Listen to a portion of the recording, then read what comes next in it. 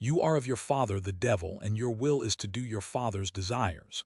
He was a murderer from the beginning and does not stand in the truth, because there is no truth in him. When he lies, he speaks out of his own character, for he is a liar and the father of lies. Gospel of John, chapter 8, verse 44 asterisk. This happened in 2015. I was 26 years old when my previous car broke down on the side of the road. It had been making strange noises for months, and the moment I found myself stranded on the shoulder, I understood there was no point in taking it to a mechanic. It was time for a different car, at a price I could actually afford. My name is Dan.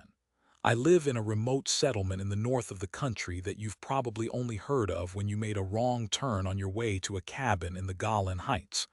I was single at the time, and one of my biggest dreams was to become a father someday. I didn't grow up in a supportive environment. I never really had a normal father figure. He wasn't in the picture much, and even when he was, I preferred to keep my distance. I worked at an accounting firm near Ariel in Samaria, so the commute was brutal, and public transportation on roads like those wasn't exactly a reliable option. That was me, a young salaried worker living paycheck to paycheck, dreaming of a good wife and more than anything of being a father. I was sure I'd be good at it just being there present.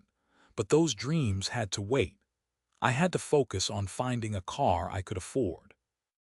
The day before, on the only time I took a bus to work, a 5-hour ordeal, I found a business card for a car dealership in my settlement. There was no mention of it online, and when I arrived, I understood why. It wasn't exactly the most legitimate operation you'd ever see. Off-the-books cars, suspicious inventory, a shady owner who clearly wanted to stay under the radar, but the prices were reasonable. I tried not to fall for the junk heaps that would die on me after 2 days, and believe me, there were plenty until I found it. Among the dusty old cars sat a black Toyota Auris 2010 model. It wasn't in great shape, a few dents and scratches, and the driver's door had been replaced with one that didn't quite match, a shade of black that was trying and failing to look original. It had clearly been in an accident, but when I took it for a test drive, it ran well enough for the price, and the price matched exactly what I had in my account. No seller, the dealership owner told me, chewing a tuna sandwich that was stinking up his small office. A friend of a friend brought it, no documents, said he was doing me a favor. That explained the price. I shook his hand, and that same evening, the black Toyota was parked downstairs from my building. The next morning I got up at 5:30 to make it to the office by 8. When I walked to the car, the sky was overcast and I felt a light drizzle, strange for mid-June. What surprised me more was that the driver's door wouldn't open. I tried again and again, careful not to force it. The bent replacement metal had jammed the locking mechanism. Half an hour later, I finally got it open. By then, I'd already lost an hour, and my boss was screaming at me over the phone before I'd even hit the highway. That evening, I left the office at 9. The morning's delay had left me with extra paperwork. I was exhausted, and I had a 2-hour drive home ahead of me. A thunderstorm had broken out, heavy rain, near zero visibility. I started the engine and flipped through radio stations, hoping for something upbeat to keep me alert. The reception was terrible. Between the weather and the location, the radio was useless.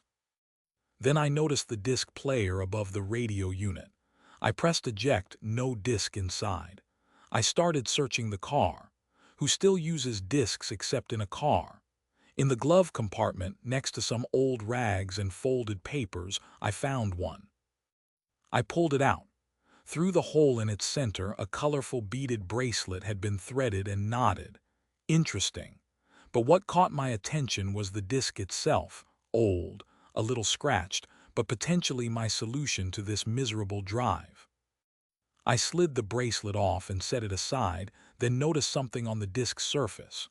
Written in faded marker in Hebrew, the Gospel of John, chapter 8, verse 44. Maybe the owner was religious, But this wasn't from the Hebrew Bible, it was from the New Testament. I worried it might be a recording of some sermon. But the moment I inserted the disc, those concerns vanished. The first song came on. A few seconds of poor audio quality and then I recognized it, The End of the World by Skeeter Davis. I hadn't expected a song from the 60s, but something about it was calming. The singer tells the story of her beloved. The day he stopped loving her, it was the end of the world. Then as she sang "'Cause You Don't Love Me" anymore asterisk, the disc began to skip.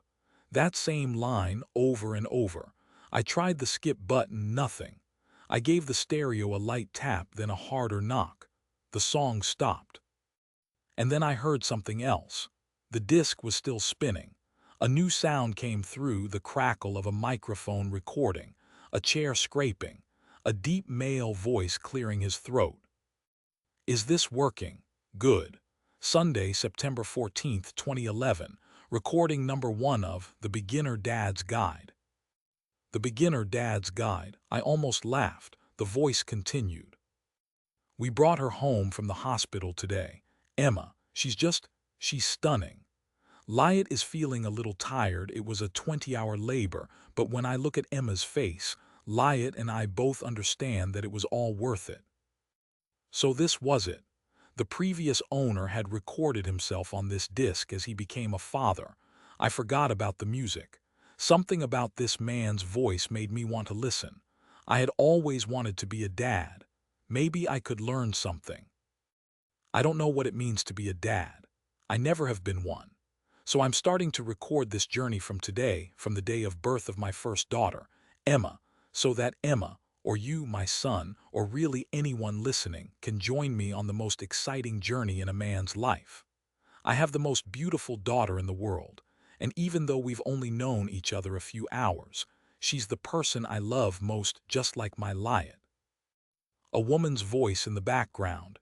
Amos, can you come here for a second? Oh, my darling, Lyatt needs me. That's all for now. The recording ended. I pressed skip.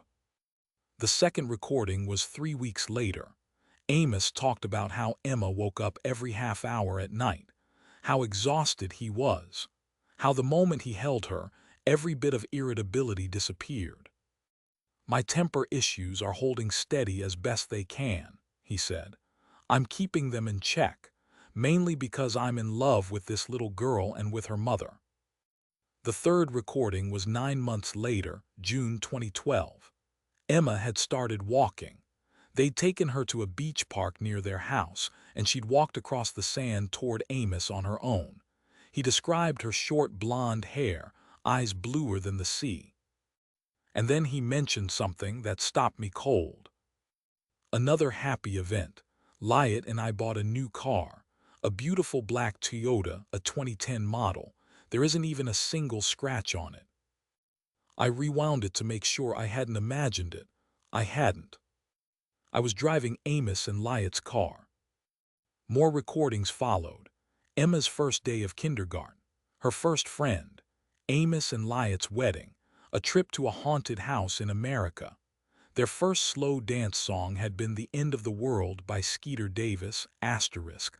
A lot of people see it as a depressing song, but Lyatt and I find a different interpretation about love. A love for which we'd go to the end of the world. I was completely absorbed.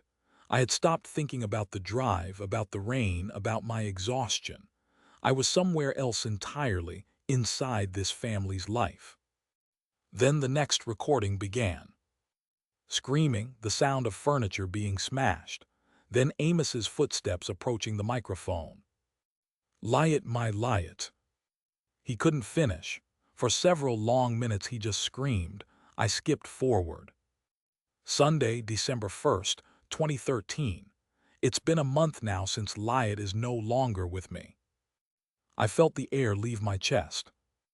I picked Emma up from kindergarten and she showed me a drawing she'd made in poster paint of me, of her, and of Lyatt. I called Lyatt to ask when she was coming home from work. The line kept ringing and ringing. 3 hours later, it did ring back, but it wasn't her. It was some doctor. He told me to come urgently to Balinson Hospital. She was on her way back from work. A bad storm was raging outside. She was driving our Toyota, and some problem with the battery caused her to stop on the shoulder. All her lights went out and she got out on the side of a fast, dark highway to get her safety vest from the trunk. She opened the driver's door and a truck driver had been looking at his phone. He swerved but not fast enough. He ran over Lyot, crushed her between his bumper and the door and ripped the door off. I could barely recognize her body. The rain drummed harder on the windshield. I looked at the driver's door, the replaced door, the one that had jammed that morning, the one that wasn't original, and I pulled my knee away from it. The next recording, Wednesday, May 7th, 2014. Nothing has felt right since she's been gone. The gin and the vodka are the things that make me forget this awful reality. I don't know if you're hearing this, but sometimes her crying, I just can't control my hands. I promise you I'll stop hitting Emma. I stared at the road. I didn't want to hear more, but I couldn't stop. A later recording, manic, unhinged. Lyot's death was planned. It appeared on page 45 in the Satanic Bible. He doesn't want Emma, he doesn't want me, but don't worry, I know how to keep the devil away. And then, in the middle of a dark road, the engine stopped. I pulled over to the shoulder. I wiped the condensation from the window and realized I'd been so absorbed in the recordings that I'd ignored navigation entirely. I was on some unmarked side road. No lights anywhere. No gas station. The rain intensifying. I needed to get out and check under the hood, but I couldn't open the door. Knowing what had happened to Lyot on a rainy shoulder, I couldn't make myself do it. I turned on the hazard lights and sat there paralyzed while the disc kept playing. The final recording. Saturday, July 7th, 2015. The Beginner Dad's Guide, the final chapter. Amos's voice was calm, eerily calm. I found a solution. The devil won't reach our family anymore. My Lyot, I finally understand what it means to be a father. Being a father means doing everything for your family, even going to the end of the world. So, I sent Emma to you. I couldn't watch her suffer here without a mother and with a father who only hurt her more and more. So Emma is now together with you. It didn't hurt her. Her little head couldn't resist your pillow. She didn't feel it, and she felt even less when I shattered her skull. To whoever is listening, you're surely listening in a car. The disc is a keepsake from me. The car is the keepsake that will always remain from my Lyot. And the bracelet in the glove compartment, that's the keepsake from Emma. Emma loved bracelets. I didn't want to leave just any bracelet. I wanted to leave one that truly came from Emma, literally from inside Emma herself. And now, my Lyot, it's time for Dad to join you both. The song started playing, The End of the World, and at the end of it, a gunshot. I sat in the car, unable to move. Then I remembered. The bracelet, still sitting in the glove compartment where I had left it. I opened it and picked the bracelet up, looked at it. The beads weren't smooth. They were irregular, jagged, pale, not plastic, not glass, not stone. They were fragments of Emma's skull. I threw it and vomited. I had to get out. I pushed the driver's door open and half fell onto the wet road as a large vehicle barreled past me in the dark. I was certain it was over. But it stopped. A young man stepped out and asked if I needed help. I told him I never wanted to go near that car again and asked him to take me to the nearest gas station. I was shouting. I was shaking. He took me anyway. I watched the Toyota disappear in the rearview mirror as we drove away. That car and everything inside it, swallowed by the storm. That was 10 years ago. I'm only writing this now because something happened last week that brought it all back. My situation improved dramatically after that night. New job, new city, an amazing partner, and my biggest dream came true. A week ago, a beautiful daughter was born to us. Her name is Hannah. She has the bluest eyes I've ever seen. And when I look at her, I understand Amos. I don't mean what he did. I'll never understand that. But I understand the feeling he was describing in those early recordings. That infinite circle of love. How you'd do anything. How you'd go anywhere. I love my family more than I can say. I'll do everything for them. I'll go to the end of the world.